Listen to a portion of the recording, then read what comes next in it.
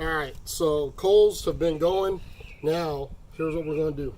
We're going to get our spoon and we hold down the bowl and then we pick this up. The reason why that's important is because if you don't, sometimes it'll stick. And when you pick it up, you'll move the bowl. Okay? And then we'll just get this out the way. And I'll just put it on the ground. Now, so you can see here how we have, I picked that one up because it was blocking the airflow. So this, you just want to drop these in there so that they're not blocking the airflow. One of the things that I like best about vortex style cooking is my hand is right here and it's not getting burned. You go like right here, I have a lot of heat. Right here, nothing. Okay? So then what we're going to do, we're going to place the grates. These are stainless steel grates. They have a cover, but for the vortex cooking, I leave them off. Okay? Now, this is the Weber rotisserie setup. And what I did was, no, you can stay right there. And what I did was, I just drilled 4 bolts, nuts and bolts in here. And so that's what this rests on.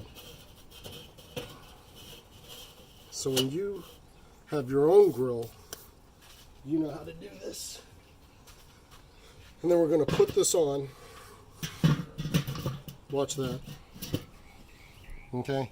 This thing kicks out some heat.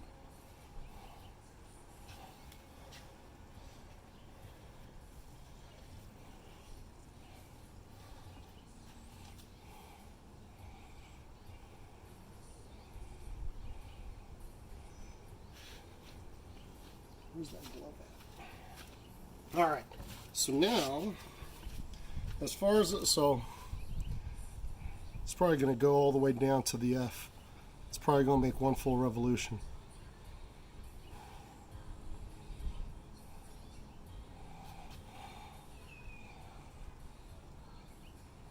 Yeah, so you can tell it's hot, right?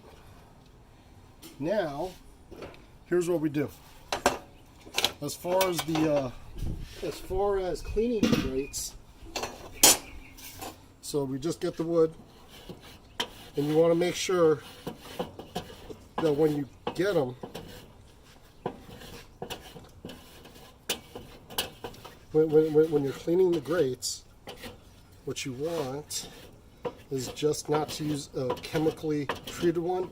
Do not get those steel bristle brushes, and the reason why is because if those break off, they're basically going in the food. Just my opinion. But I don't like those. I've used the pumice stones, which work amazingly good.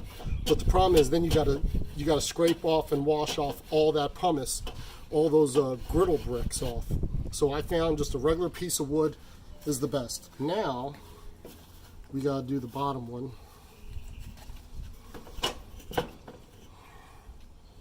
So I just put this off to the side. So we're doing hamburgers today, and a 10-pound chub of hamburger meat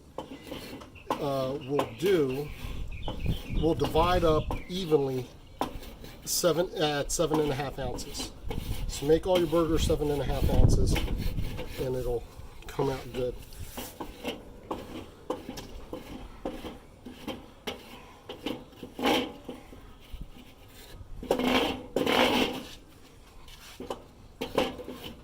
If you got anything that's kind of like dried on or anything like that.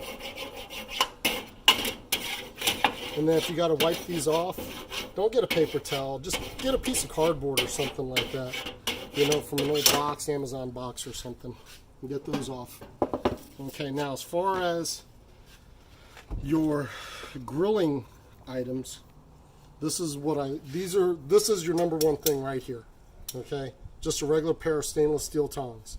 Spatula, I don't need it for 99.9% of the time, but if you ever do, get a long one like this. Really sturdy handle. I think that I got this at a thrift shop. No name on it. But then the other thing I like, it does have a serrated blade. And so then that way if you're like having to cut up, you know, some hot links or separate them or something, you can do that. But this is by far the best spatula I have, or that you need. But that's really all you need. Okay, now for the hamburgers, Vortex The heat is on top, okay? And I don't know off the top of my head how many I could fit on top. So here's what we're going to do. We're going to figure this out together. Okay? Now these hamburgers, and as you can see, there's no burning knuckles here. You could butt them right up against each other. And the reason why is because they are going to